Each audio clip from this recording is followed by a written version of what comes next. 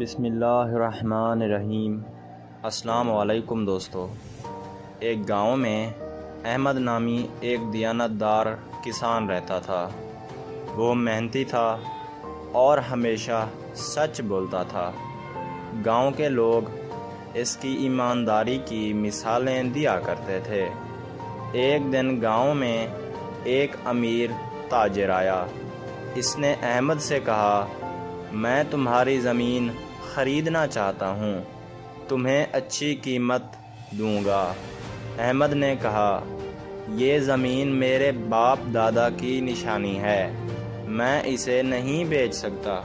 تاجر ناراض ہوا اور احمد کے خلاف جھوٹی شکایت لے کر گاؤں کے سردار کے پاس گیا۔ اس نے کہا کہ احمد نے اس سے پیسے لیے ہیں اور زمین دینے سے انکار کر رہا ہے۔ سردار نے دونوں کو بلایا۔ احمد نے ادب سے کہا، میں نے اس سے کبھی پیسے نہیں لیے، اگر کوئی ثبوت ہے تو پیش کرے۔ تاجر نے جھوٹ بولنے کی بہت کوشش کی، لیکن گاؤں والوں کو احمد کی سچائی پر یقین تھا۔ چند دن بعد ایک شخص سامنے آیا جس نے دیکھا تھا کہ احمد نے کوئی سودا نہیں کیا تھا۔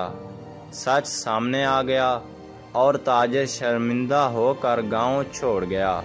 سردار نے سب کے سامنے کہا، سچائی ہمیشہ جیتتی ہے اور احمد جیسے لوگ ہی ہمارے معاشرے کا فخر ہیں۔